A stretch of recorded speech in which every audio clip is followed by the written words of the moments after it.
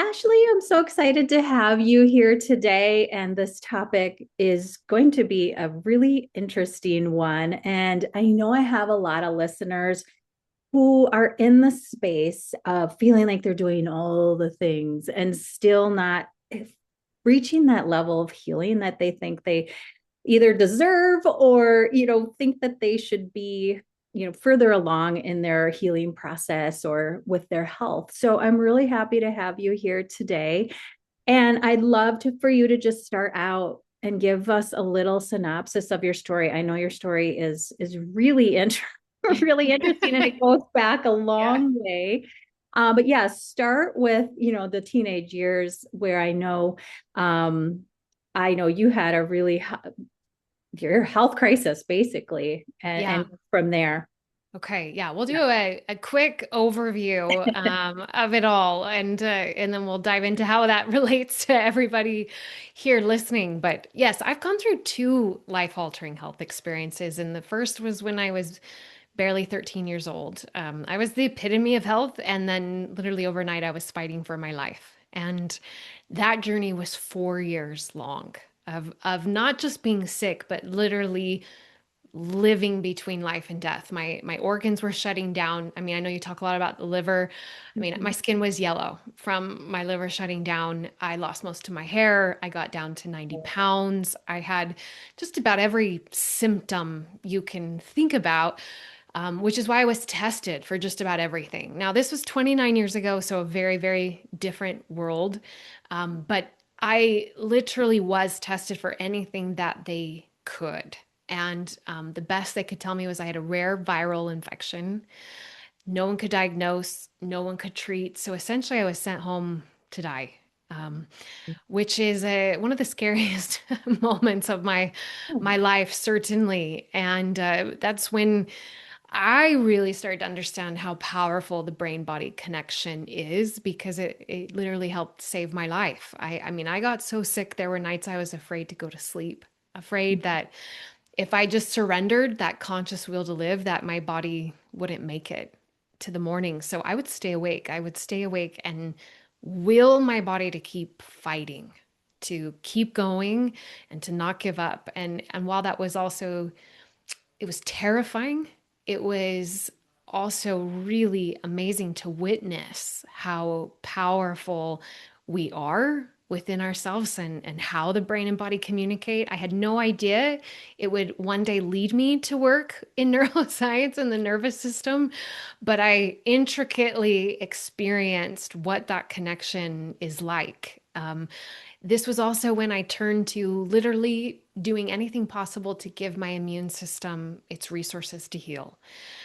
Because no one could diagnose or treat this, I thought, well, and my family thought, which again was very different in that time, well, let's do everything we can to help her immune system fight this, right? So that's when I really started to understand how pivotal food is, right? It really became life or death to me. What I ate was, does this help my immune system or does it take away from its resources? I was doing homeopathic medicine and supplementation at a time frame where that was still seemed like very voodoo to a lot of Yeah, people. it Um, still is. it still is, which is mind-boggling, but here we are, right? It's definitely Yeah, come a long way, and functional medicine has become much more streamlined, and there's just too yeah. much information now to discount how incredible it is, but nonetheless, here we are, right? Because it's a journey, right? Full healing is never a quick fix, and that was certainly mine. It took about 4 years before I was like on solid ground of not being deathly ill. And then 6 years total before I was really healthy, able to go back to dancing because that was the love of my life at the time. And so I had this dichotomy of a relationship with my body, right? In one way, it was like we're a team, it's my greatest asset. In the other, it was like my body's my greatest enemy, right? Because we've gone through this unbelievable traumatic experience, really. And while I was so grateful to then be healthy, I then had a huge impact, of course, on my nervous system, survival patterns, But then that also influenced my metabolism. And I know because people see me now, I had a professional dance career and they think I have no idea what it feels like. Okay, I've nearly died, I've had health issues, but I also know what it's like really for your metabolism to not work. And so when I got well, my body was like, wow, nutrition. Because I was not absorbing nutrition. That's why I got down to 90 pounds and I was eating and I was fueling, but my body went into really what they call like survival mode overdrive of, okay, we almost died. Now we're getting food. So I'm going to hold on to all of it. Right. So Okay. Oh gosh. So it went opposite. I went from 90 pounds to 150 pounds with Oh, wow. no change in my nutrition. Yeah. Oh, wow. And so now I'm also living in this body that I don't recognize and also feels like my enemy. Like I'm healthy, I'm not dying, I'm grateful for that, but I'm also trying to go back to dance in a body Yeah. that doesn't feel like mine, Yeah. feels very uncomfortable, and I haven't changed my eating patterns. And so now again, I have this double-edged sword relationship, right, with my body. And it took quite a while. If I had known what I know now, I could have expedited it, but I had to be really consistent for many years for my body to trust like I wasn't dying anymore and that I could actually burn the food I was consuming, right? Because it really was storing it for that just in case we no longer have enough of it. So I know what it's like to have everything in line, be eating all the good things, exercising, moving, and still not see that scale move, right? And Yeah. I know how to do that in a profession that is very much about body image and living your life in front of a mirror in Yeah. tight clothing, and you're Mhm. just as much judged for your physical appearance as you are your skill, right? So Right. I understand that really difficult challenge as well, and eventually it did all change and my metabolism worked for me again. It took a lot of patience, persistence, and I got to my strongest, most athletic self. And that was at the height of my professional dance career. I was also a personal trainer and had a fitness app because strengthening became my avenue back to dancing because I was so weak. So I was so passionate about health. I was at the peak of my career. We did So You Think You Can Dance and Dancing with the Stars, and we were on Broadway. And it was like I made it. I had my daughter. I was told I'd never have children. And so it was really this like, I'm at the top of the mountain. I've made it. And then I had to go into a second hip surgery and it failed. And I was 32 years old and my whole body got launched into chronic pain. I lost the ability to walk, lost my professional dance career, lost my ability to maintain my fitness app. I couldn't even hold my 2-year-old daughter.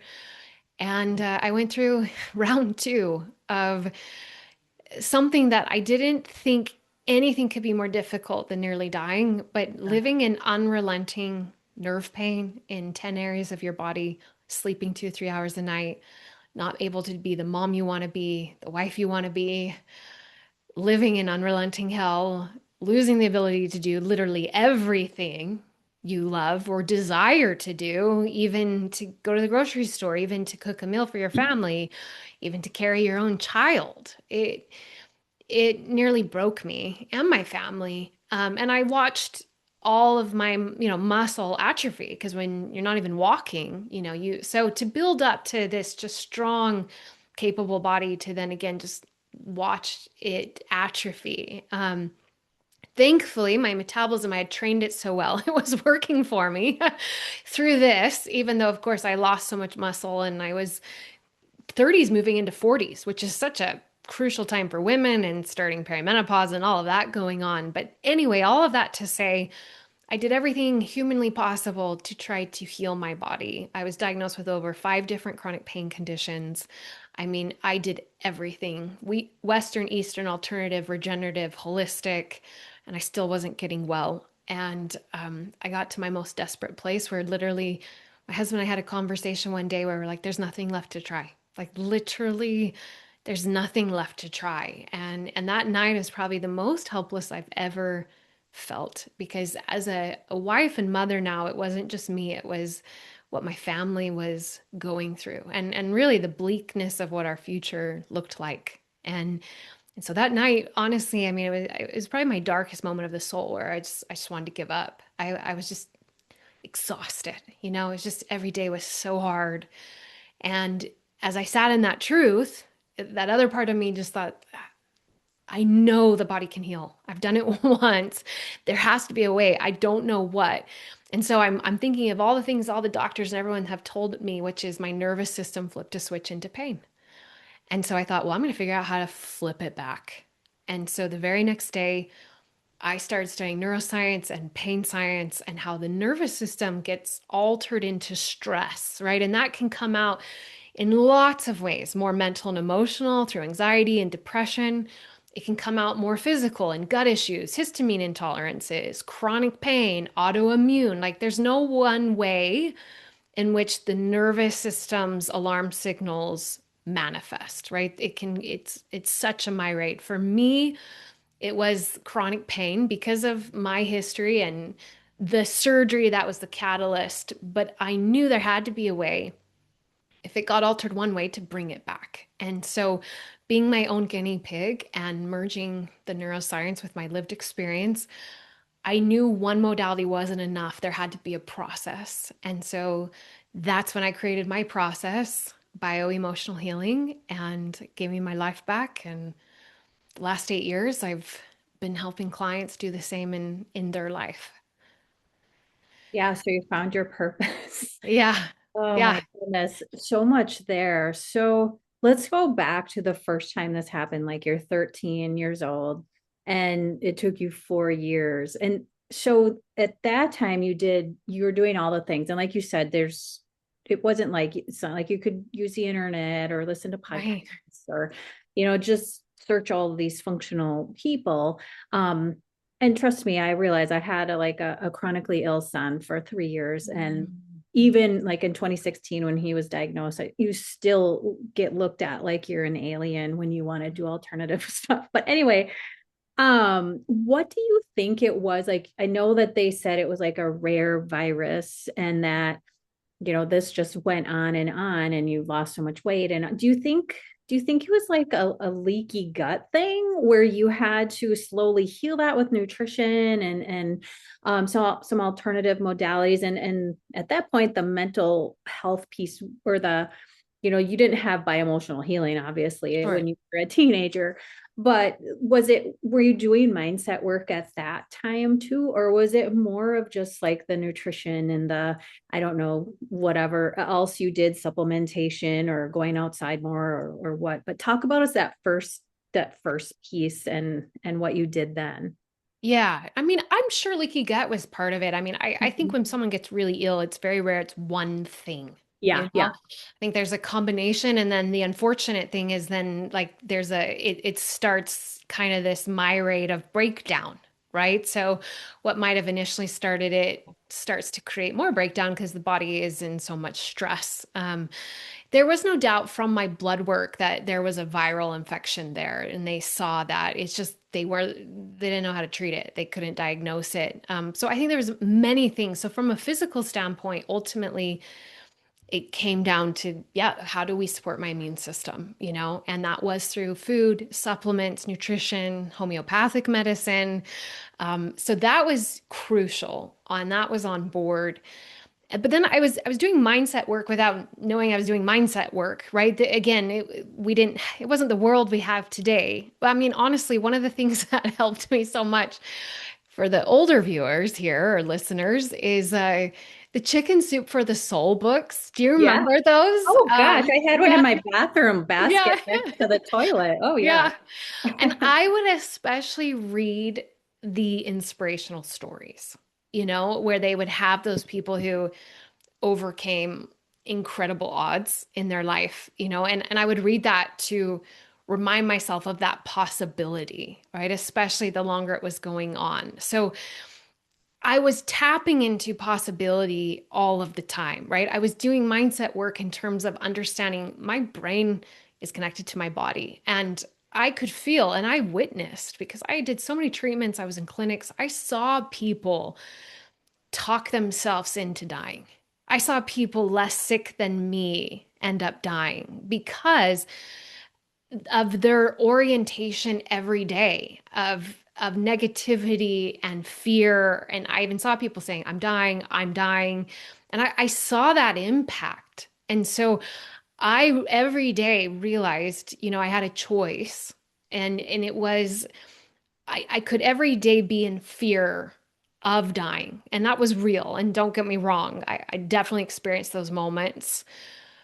Or most of the time, I could redirect to not the fear of dying, but to the possibility of living. And so that became where I put so much of my focus and energy was in that communication and mindset of healing. And every time I ate or nutrition or I talked to my body, it was we can heal, we're designed to heal, we can overcome this. And again, I didn't do it perfectly. I had my hard days and hard moments, but it was that internal orientation that I know without a doubt helped save my life because in those darkest moments I had a choice. If I had given up, I don't believe I'd be here because I was that sick. And we've witnessed that even in soldiers if they lose the will to live, soldiers in prisoner of war camps, we have so many records of them just going in a corner and giving up and dying, and it's not for a physical reason. It is losing that will to live. But when you in the opposite have this will to live that drives you, it is very powerful in changing the neurochemistry in your body, one that's more oriented towards healing or one that's breakdown. And we know fear, of course, activates the fight or flight response. That sends more cortisol, more adrenaline, more breakdown, right? The more you're in your sympathetic nervous system, it doesn't have resources. We weren't meant to stay there. So the longer we stay there, the less resources your body has to repair, to heal. So it's so crucial that internal state to everything, right? Including your metabolism, because either we're putting our body into a breakdown or a repair.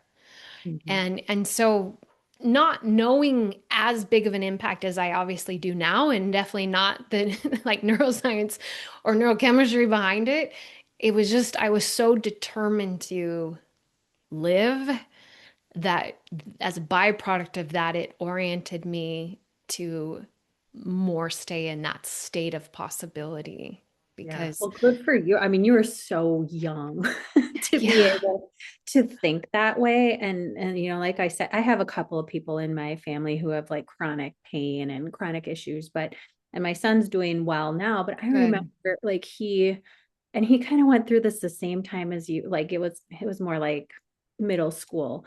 But I remember going and, to his bedroom at night and saying good night or whatever. And just like, honey, we're gonna figure this out. Like you will be well. And he would say things to me, I'm never gonna be the same. And he was like 12 years old, Sure. Sure.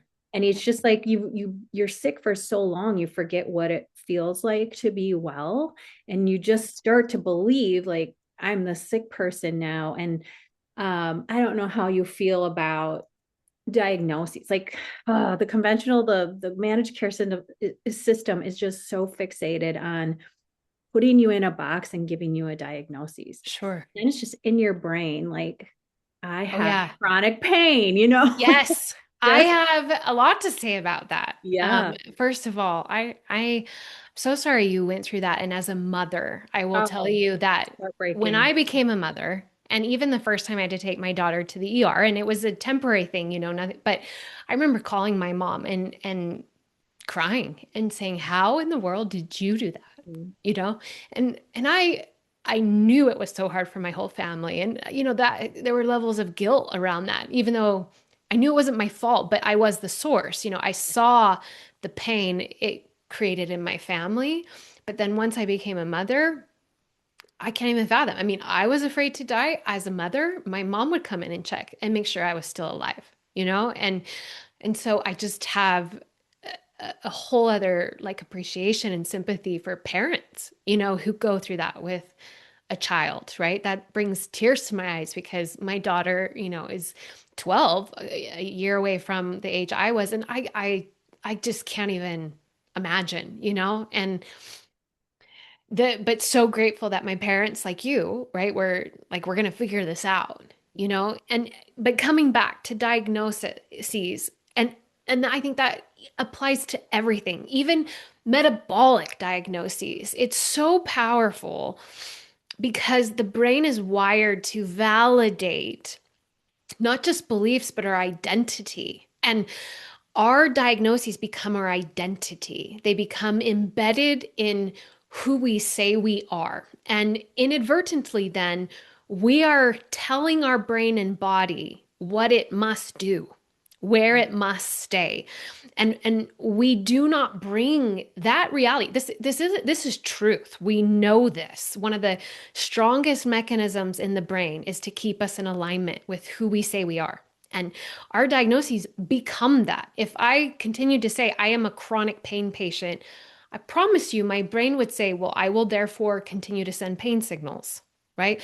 I have a slow metabolism. Now, the difficulty thing is our brain is we observe and report. So I understand we're like reporting what we're experiencing, right? But then there comes a point of where we're so attached to it and it really starts to embed it in our identity. And then we're now part of the perpetuation of it.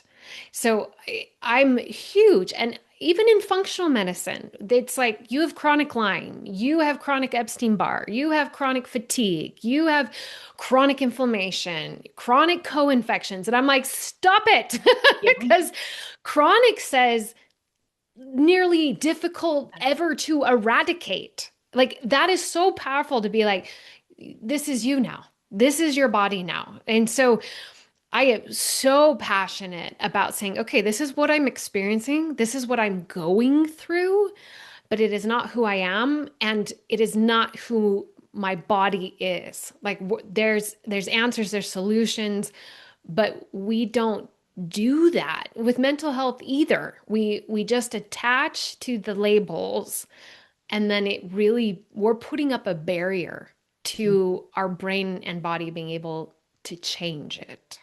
Yes, yes, that makes a lot of sense. And I remember when he was going through the thick of it. He's now 20 and he's but he's still like I think he's just blocked that whole time. It was like a 3-year time span and now he's well. But I remember saying to him because so he was diagnosed with ulcerative colitis, which is a Right. Hmm. chronic inflammatory bowel disease with no, Cure. treatment, Yes. no Right. cure. And I Management. just yes, yes. And I've been very careful to like change the language around it. I'm like, honey, you had an infection.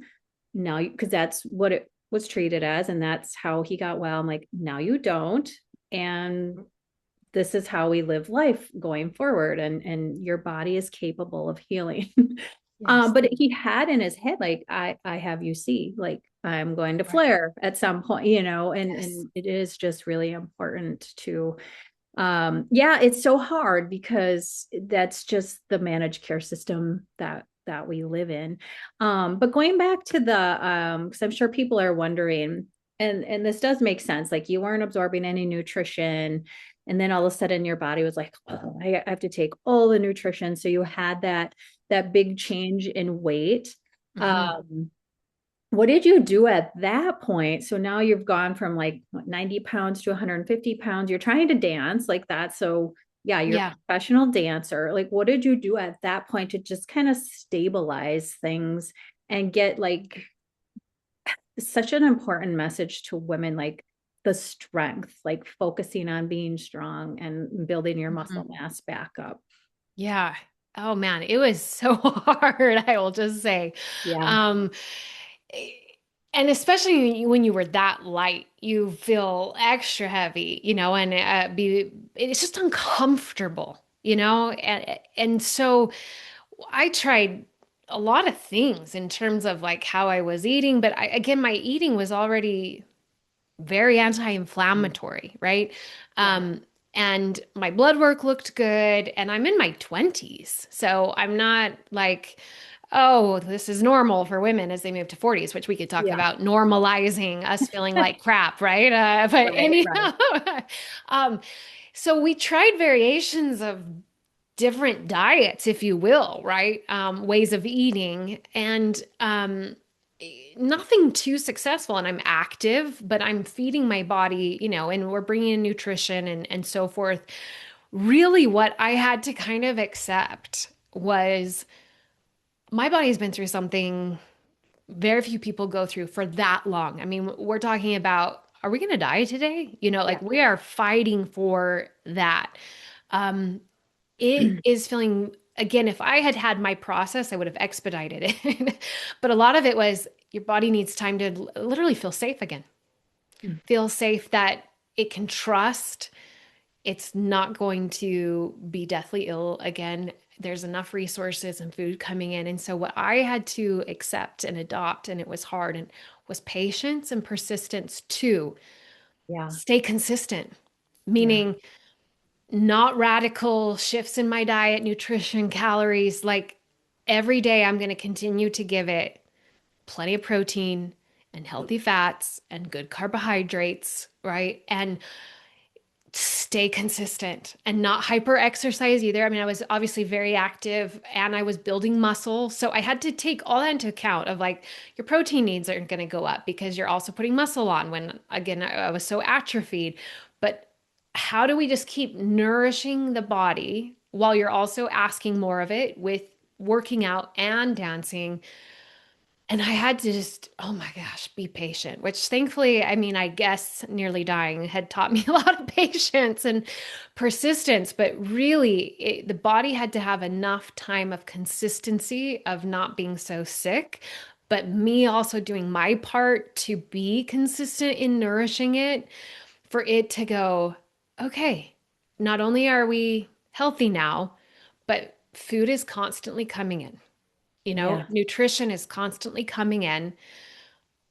I think we're okay now, and then of course putting on muscle is an acid as well to metabolism, of course. And part of that too is also getting my cycle back. So my hormones were all over because of course as a 13-year-old girl who's dying, my body's like, we cannot We don't need handle a that. Yeah. cycle, right? So I went my entire adolescence with no cycle, right? Which is one reason they said you won't have kids. I mean, it's such a pivotal development time for a Yeah. woman. So my cycle coming back also is one of those like triggers of my body putting on more weight, right? It was like so exciting because it meant my body was well enough.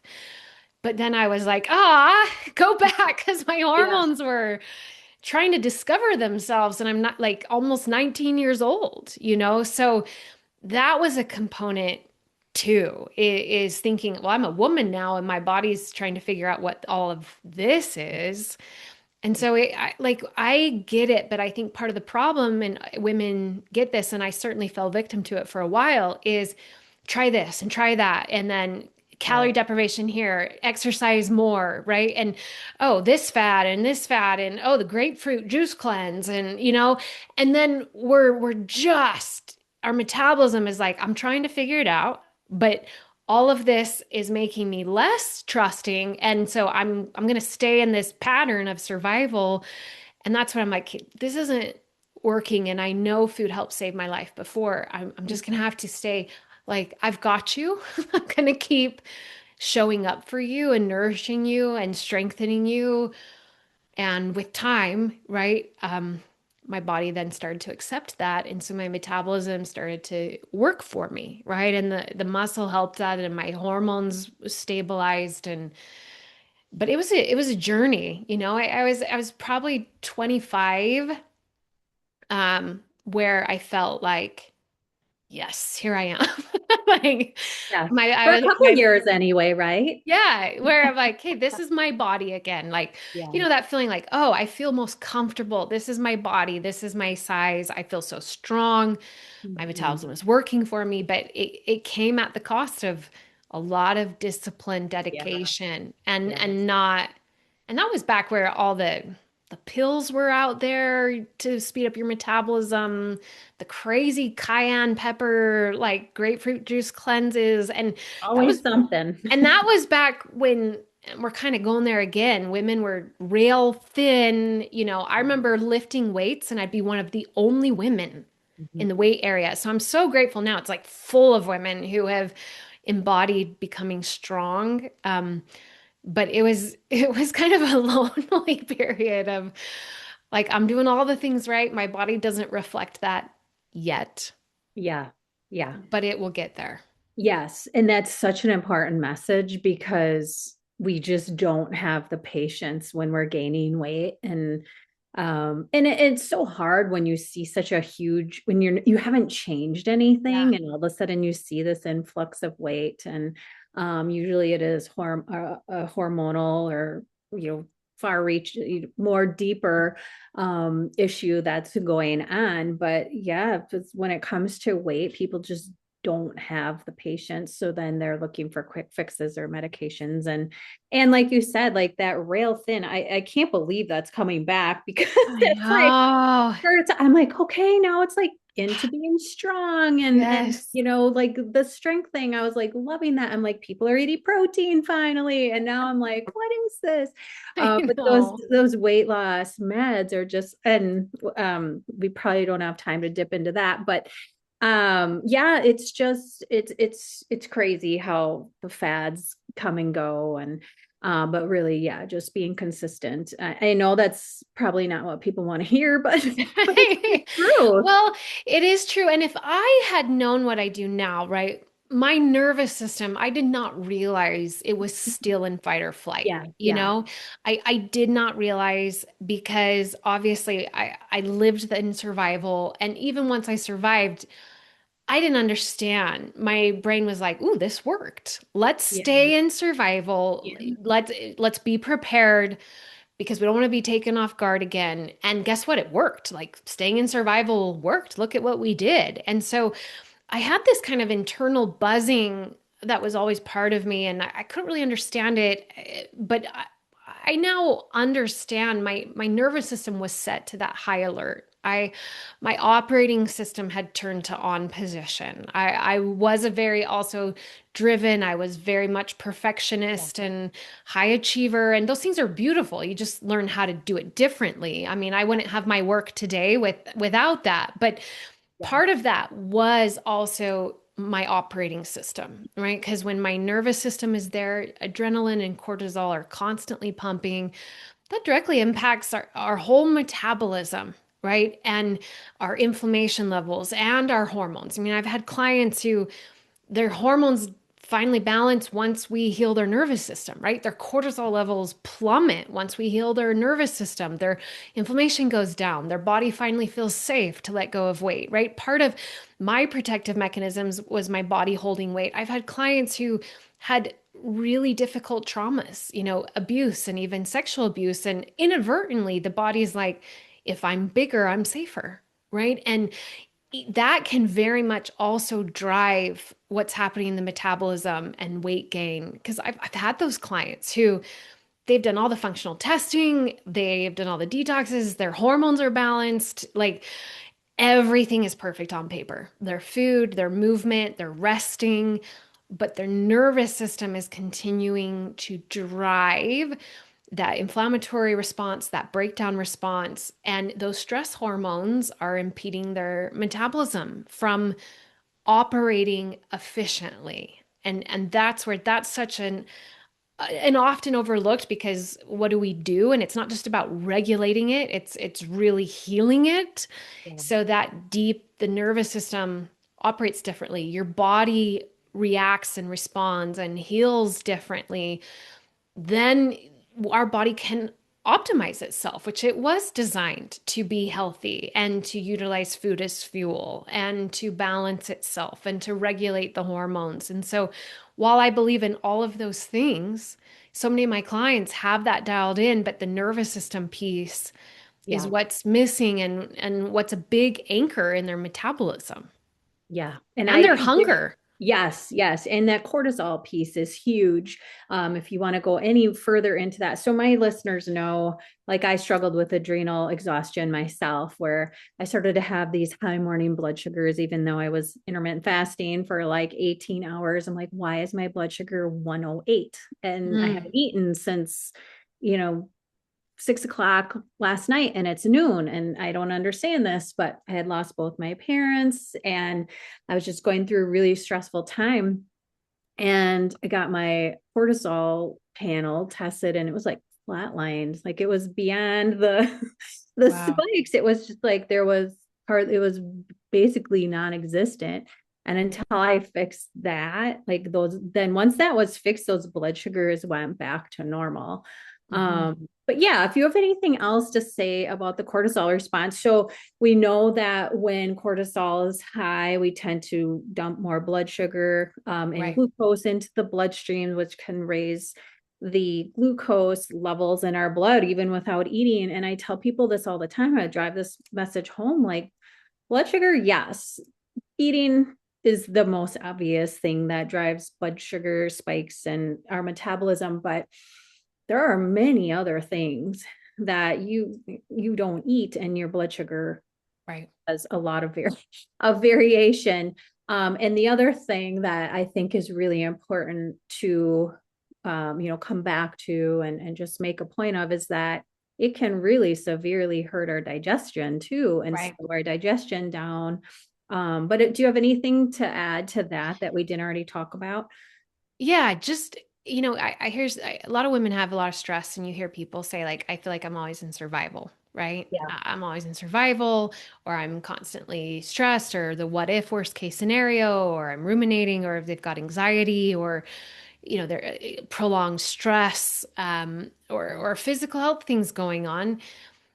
No matter who you are, when that has gone on long enough, there is an alteration in the nervous system where those internal alarm bells go more to that on position, right? Okay. And that on position creates a constant flow of cortisol and adrenaline, right? So then yes, and that has a direct impact on our body's ability to use use glucose to deal with insulin. Our hunger signals, our digestion goes down. So yeah, we're not only not absorbing, but then we're not getting those proper like we're not hungry anymore signals, right? All of the hormones that tell us when we need to eat or not are also thrown off. And so in that regard, right, again, I have clients who are doing the things physically to bring the cortisol down, but their anxiety levels, their stress levels, that is a big contributor to, again, why cortisol is also high, but also their insulin sensitivity is through the roof. They have gut issues. And that's where, I mean, I have clients who've done every gut protocol you can imagine, and they've spent thousands and yet why am I still not healing my body, but also why is my metabolism, not in line? And so the nervous system is a constant driver, either of being able to heal and repair or break down and those stress hormones. And so when I say heal the nervous system, I don't mean just like regulate, which is beautiful with breath work and exercise and cold exposure and meditation and mindfulness and all of that. And that's very important. But it's also, again, feels like management. Like, in order to feel calm, or I have to constantly be doing also now all these other tools on top of all my nutrition and supplementation and diet. And it's like, my gosh, my whole life revolves around my Yeah. health, Yes. Like a full-time job. Yeah. full-time job. And I've been there. So, but Mhm. when I say heal the nervous system, it's that we then really identify the physical and psychological components that have altered it into stress, meaning we treat the person, right? We treat you, we treat the impact of how those fear and defense networks in the brain have been turned to the on position. Also, unresolved trauma and emotions that get stored in the body that are also part of driving that because the nervous system is the brain and body constantly communicating. When we can heal that, which is what I do through bioemotional healing, then your operating system fundamentally changes. And yes, there's still stress in life. We're still going to get activated, but your nervous system is now flexible where it can come in and out and it doesn't stay. And that's really what I needed to teach because my life totally validated my fight or flight mechanisms to be on Yeah. 24/7. Even my professional dance career, I was activating my fight or flight, right? Every time on stage, every time Yeah. rehearsal, right? Because it's also a beautiful mechanism. So Mhm. my whole life was essentially defined by staying activated all the time. And I could tell that it never turned off. Yeah. And so being able to heal that is then when I really could align my brain and body, not just for physical healing, emotional healing, because I realized I had some severe PTSD around my body for good reason, right? I had again, a complicated relationship with my body, which a lot of women have, which in and of itself, if you have hatred towards your body, you see it as your enemy, you have self hatred. You don't love and accept yourself. You're unkind to yourself. You're harshly self critical. We know neuroimaging that activates the fight or flight response. So, this also includes healing your relationship with yourself and your body because that will keep you in fight or flight all the time. So, when we treat you, the person, in this comprehensively, then you really do align your brain and body to heal. And that, of course, includes its ability to digest food, to Yeah. handle insulin, to use glucose, and to stabilize hormones, and to have a metabolism that works for you. And Yeah. all the nutrition, all that is so crucial. Don't get me wrong. And the nervous system is often the missing piece that is just holding people stuck. And it gets so exhausting, I know, but then I've seen when we can address that, everything you're doing from a nutrition standpoint now just gets magnified in its impact because you're Yeah. not breaking down from the inside out, right? Yes. Yes. Well, let's go back to that day when I think you said you were 32 and you had the hip surgery and you had all the chronic pain, couldn't figure it out, had that conversation with your husband, felt like the lowest of low, spiritually broken, physically Yeah, broken, emotionally broken. everything. And you said to yourself, for some reason, the switch went on for my nervous system. How do I turn it off? Like, how did you start the process? Like, where do people even begin? And then I know that's what bioemotional healing is, that's what your program's about. And I'm sure everybody's different, Sure. but walk us through how you can even start. Like, if you know you have a heightened nervous system, and I know, like, I hate to keep going back to my son, but I so identify with your story and I watch him. And like you said, as a parent, it's just heartbreaking and this all started for him when he was 10 years old. And I remember the boy he was before, and I remember the boy he was after. And now it's like nail biting and just like, can't sit still. And I just see like I can see the heightened nervous system, and he doesn't, like he's a handsome boy. He's very athletically gifted, but like his confidence isn't the same. And Sure. so, where do people start? Like, if they like this heightened nervous system, especially when they feel like, oh, I've done all the things. Yeah. Um, I'm sorry about your son. And I know that can change. Yeah. I Oh, for know because I lived a lot of my life that way. I mean, we're talking about like cry when I got my first A minus in college, oh, like yeah. that type of like must be I can relate perfect. to that. Yeah, right. Devastated, you know. So the first is this separation and awareness that it's not just you. Like you now are this person. It's who you are. You're broken. You're damaged. This changed you. This altered you. But no, your brain has been altered. That's really important. So that's where just that paradigm shift is really, really important because so much of our language actually hurts us now. It's like I'll never be the same, or now you've been traumatized, and it really embeds this idea that we will never be the same, right? And It's if I can just tell people to have that shift of like, no, your brain has been altered and it's now in this overprotective state, which keeps you in that high activation. And that overprotection can be unlearned, which means you don't have to forever live this way, feel this way, operate this way. So that's first, because if we don't separate that, then we don't really open ourselves up to doing anything Yeah. to change it, right? So once we are aware of that, then the next step is to recognize that one of the things that holds us there is our response to our stress signals. So, what Yeah. I mean by that is, right, we have a physical symptom or we have a mental or emotional symptom, right? If I feel anxious or I feel, ooh, something in my gut, right? Because now your brain's very hyper vigilant in Yeah. looking for it, monitoring it. When that happens, we then have an emotional response to it, right? And again, it's warranted. It makes sense. Like, oh, Yeah. I don't want to feel that. There it is again. Oh my gosh. See, I am broken. See, I am damaged. Oh my gosh. When will this ever go away? Is it going to be here next week when I have that event? Or, our brain starts on this cascade of, oh, what if it gets worse again? Or, oh my gosh. All of that self talk and fear and future projection is all happening, right? In a nanosecond. But every time we do that, we reinforce to the brain that that original physical or mental or emotional symptom is a threat.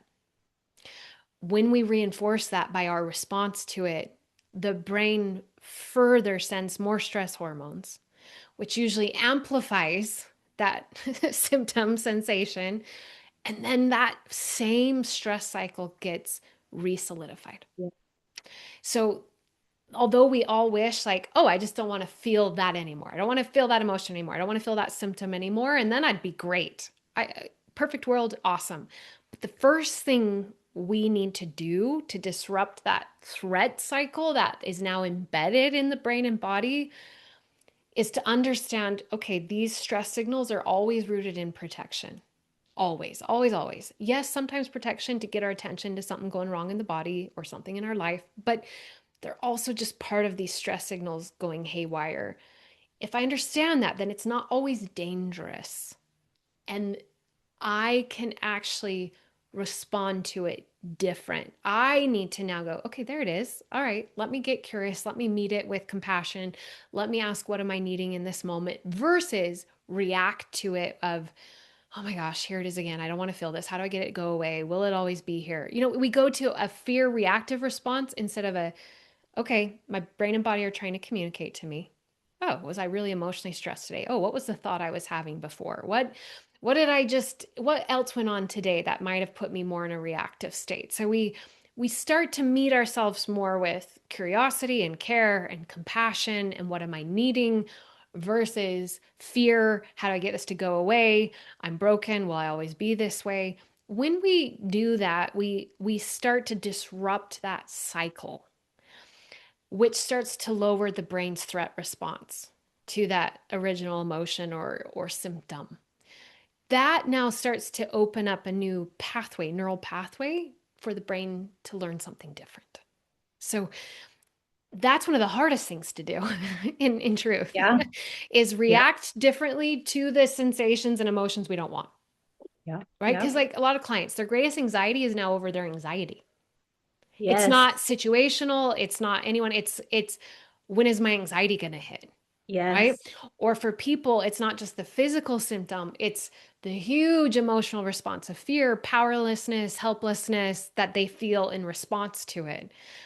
When we understand that's part of actually the perpetuation of it, the first thing we need to do is start to disrupt our huge emotional reaction every time it comes. And Okay.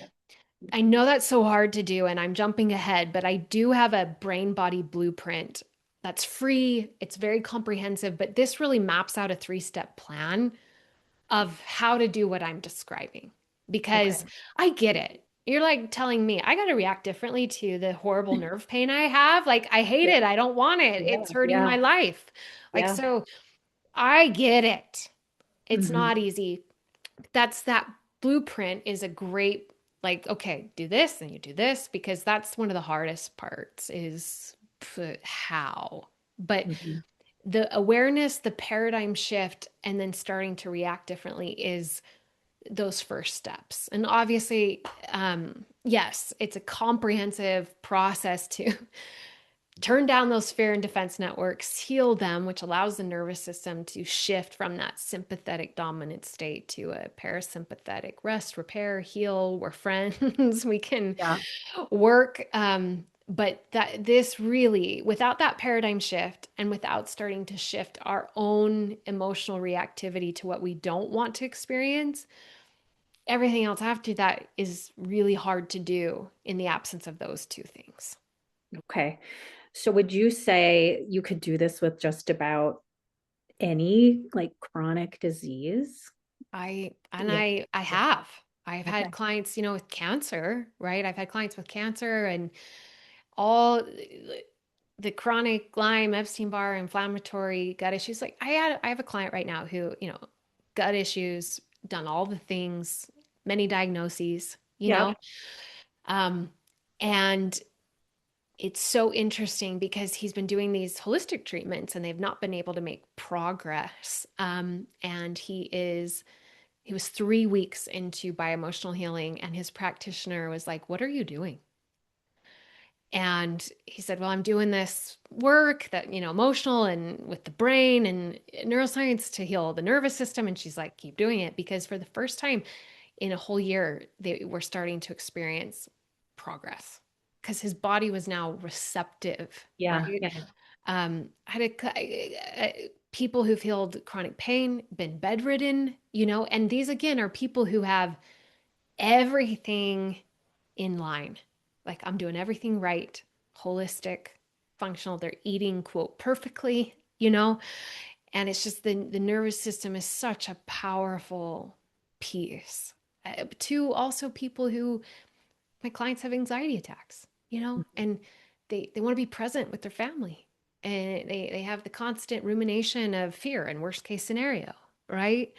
Um, to OCD behaviors, because again, they're all symptoms of those internal alarm bells going off. And while absolutely, if you're eating inflammatory foods, it's going to make all of that worse, right? If your detox pathways aren't open, it's going to make all of that worse. If you're not sleeping, if your hormone, absolutely. Like those are very important. And the nervous system is an indisputable, crucial, most powerful force for either healing or breakdown. Okay.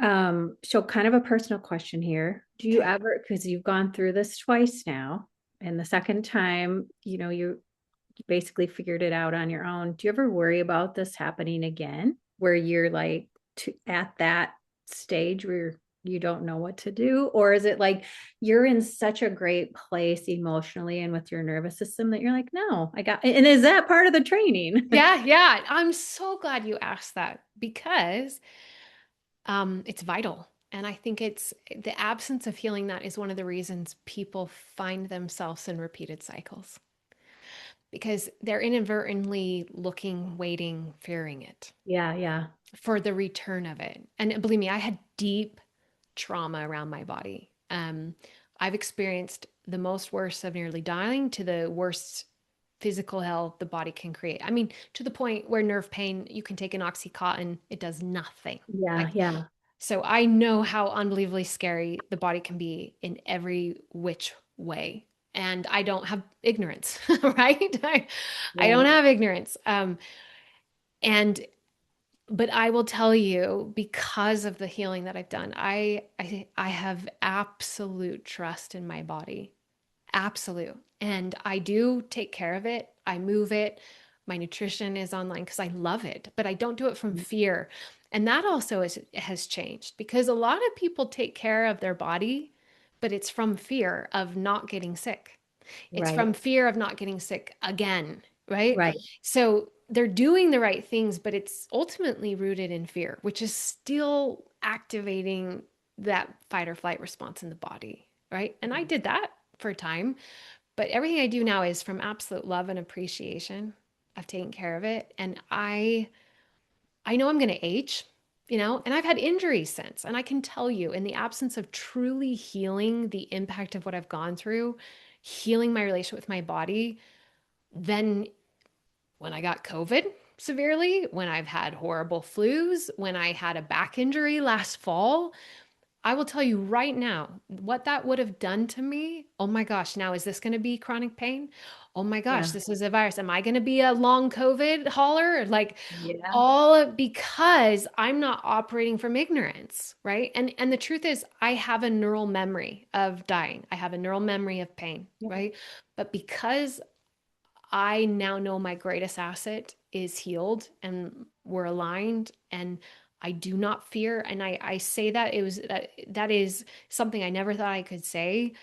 I actually believe that I will and am healthier than most people around me Oh, yeah. because of that trust. And I know my body and I will navigate that fear response is one of the biggest reasons people stay sick Yeah. or get another autoimmune, right? Yes. Or Yes. Because you they, see that that's right. stacking. Hmm. It's like, oh, and then this, and then this, and then I got this and this. And I know that nervous system piece, that fear, that trauma piece, because the greatest trauma, I really believe, and I've worked with clients for 8 years, one of the greatest traumas you can go through is ongoing health issues because the trauma Yes. is not outside of you. It's not a relationship you can leave. It's not a relationship from the past. It is not Yes. an environment you can leave. It is your body that you cannot leave. It is with Yes. you every moment of every day. And when you don't feel safe in your own body, your nervous system is in high alert all the Yeah. time, whether you want to or not, because the threat is your body. And so to be able to heal that after everything that I've gone through, it was not easy because I healed it while still living in a body that was reinforcing the need to stay in survival, right? So sometimes I'm like, how do I heal this while still living in this? And Yeah. that Yeah. question always comes up and I'm like, that's how we heal it. And that liberation is equally as significant as the physical healing I've had. And yet I know that is one of the biggest reasons why I have the physical healing and while I know I will maintain it, because every day I work with clients that could trigger me into fear every day, Sure. Sure. all day, Sure. every Oh, day. And yeah. I sit Yeah. with them in their fear Yeah. and in Yeah. their trauma and their what ifs and their hopelessness. And for 8 years, I've done that with no negative ramification on my health, which again, I think is just as equally significant of evidence that that's truly healed because I'm embedded in it Yeah. all day, Yeah. right? That's So, so empowering. That's so empowering to hear. So it's mainly just like establishing new neural pathways is at the core of this. well, no, it's Right? multifaceted. So the Okay. first part is really again identifying the physical, psychological components, how that person's been altered. It's I have a process based on 200 neuroscience studies of how to really release the emotional impact and trauma from the nervous system, not consciously, but release it. That's where I've had client symptoms disappear. I've had like anxiety attacks disappear. I just had a client whose tremor disappeared through just this 2 week protocol by releasing, because unless we release that, then that will still be an anchor.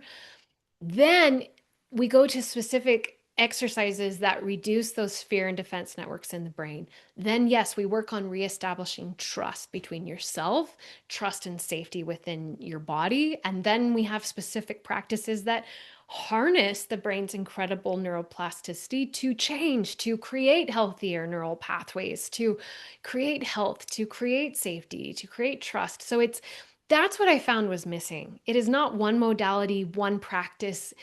It's a Yeah. comprehensive approach because the brain is the only self-regulating organ. It does not need our consent to do what it thinks it needs to do. Every other organ is communicating to the brain. Yeah. And Yeah. that's where the brain's like, good for you. I'm going to stay doing this. Like, you're like, no, I'm healing. And it's like, I'm going to do this. Yeah. Right. And so that's where I found all these pieces coming together in a comprehensive progressive process is why we get to the other side. So interesting. So last question, because I know we're running out of time here, but I could probably talk to you for another 3 hours because it's so fascinating. And it's just so different from mainstream and Yeah, treating with pharmacology. What's the time span? I'm sure it depends on the person and how they work through different things, and I'm sure there's a lot of variables. sure. But what's the time span look like for most people to like kind of just heal the nervous system and get that release that you were talking about? Yeah. It definitely is. It depends on how severe, how long, and how many different experiences, right? Okay. So some clients have had a lot of different types of traumas and challenges, and so then there's more layers and things to work through, Mhm. right? Like my client who was 83, she had a lot because she'd lived a long life. Um, so the time frame we work together is 12 weeks. Okay. Um, so by that time, what I know, and it does look different, we've turned down those internal alarm bells. Okay. So, and we've changed fundamentally how it's operating. So, some clients, they've been 100% by 12 weeks. I've had some of my most severe bedridden, they might be 30%. I think that's the lowest I've been. But because we've actually changed that operating system, the changes keep happening far beyond. And because bioemotional healing is a process that I give my clients access to because I want them to know they have all the same mechanisms I do. They continue the process, the practices, and therefore those changes keep happening. So 3 months later, I get a call and they're like, "Oh my gosh, I got to tell you where I'm at." A year later, because it's progressive, and that's what we're really craving is like we're not regressing, we're not stuck, but we keep seeing those improvements. Yeah. But now it's linked to my client because so many of them have, and I was there too, so dependent on the next treatment, the next answer, the next blood work, the next supplement, the next everything that you're like, all my power is outside of me. So to truly start to experience like that it's now connected to them, their own internal operating system, it's so liberating Yeah. to not only experience that, but now have that like for them, with them forever, because then the changes do just keep happening. But I Yeah. never put limits because I've seen people radically heal so fast. And I also tell my clients, so be open to things changing fast, but also be open to the journey, Yeah. but knowing that it's all going to work together to get there, it's worth it, right? I mean, I had debilitating pain and because it was so nerve related, nerves are the slowest to heal. Pain is the hardest protective mechanism to Yeah. heal because it's the number one built in our biology Yeah. feedback, right? So once you're there, that's why it's the number one misunderstood medical condition in the world, is because once you're there, it is hard for the brain to let that go. So for me to get 10 areas of my body out of pain, it took time, piece by piece by piece, but I was progress and getting better. And that's why I tell my clients the point is you don't just shift from surviving to healing. It's like I'm surviving to living more and more as I heal. So Right. interesting. So the process is to work with you for 12 weeks and then you continue. Like it never stops. Yeah. You're always kind of working Yeah. on that. But then you get more to I do this proactively instead Yeah. of reactively, Yeah. right? It's just Yeah. like I tell my clients with working out, I can't go to the gym for 12 weeks and be like, I'm good now the rest of my life. Yes. Right? Exactly. I have to keep conditioning my muscles, but it's nothing I have to do. I love it. I love how I feel. I love my strength, my endurance. Conditioning the brain is no different. It's like this is Mhm. part of what I do, and in fact, it's beautiful to walk around knowing that my greatest power is within. Yeah. Yeah. God made us perfect. We're designed to heal. There's just something standing in the way of the healing process if you're not to where you want to be. So tell us, do you work with all ages, all different chronic issues, and where can we find you? Yes. I mean, normally, if they're teenagers, they have to kind of be exceptions in terms of their desire to put in Yeah. the effort, right? So I have had some teenagers, but they're kind of the exception because a lot Yeah. aren't yet willing to put in Yeah. the effort, right? This Yeah. work it requires you. It's from the inside out, right? It's not a pill or something. Like it's an effort process. I tell you the how, but you have to do it. That's why my Yeah. clients are the ones that ultimately heal themselves, right? It's just I show them the how and coach them through it. So normally my clients range in adulthood from, yeah, anywhere later teens, 20s to again, 83 years old, which Okay. you can still change your brain at that point. Yes. Yes. And then, yes, really any degree to which you feel stuck mentally, emotionally, physically. I have treated at this point, I feel like most things. Um, Okay. and to degrees of decades stuck, years stuck, severity. I mean, it, we're never too far gone. I really know that and I've witnessed that.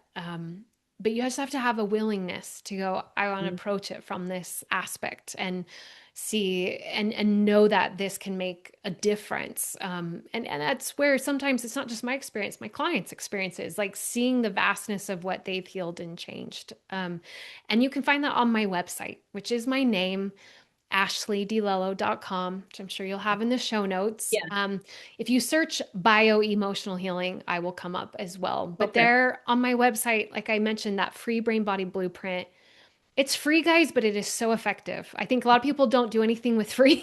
So I'm going to encourage you to Yeah. actually use it. And then I have a deeper training on the brain, like I said there, that can really help to have that paradigm shift. Yeah.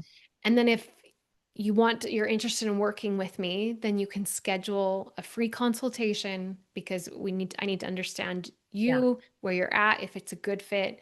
But man, I promise you, you are just as powerful. And my clients' victory stories are just as significant as mine. And that's my hope in today and in every time is don't just leave inspired, but then think you're the exception to also Mhm. healing your mind and body. Like the mechanisms are the same. God created all of us. We're all different, but the mechanisms of the brain and nervous system are the same. Awesome. This was so interesting. Definitely one of the most interesting interviews I've ever done. And so happy for your work and that there is a solution out there for people who are feeling completely defeated. So we'll definitely point them toward your work and put all of your contact information and your website in the show notes and maybe have you back for a part two also. Love to. We're like scratching the surface. Yes, yes. For sure. Yeah. I'd love to come back. Yes, and most of the focus on this podcast is like physical and the nutrition and what can we do, but oh, the mind is just so powerful and we don't tap into it. I know I don't. Like I learned a lot today. So so happy that God brought you to my podcast and that I crossed paths with you and so excited about your work. So keep doing everything that you're doing. We'll send people your way. Thank you so much.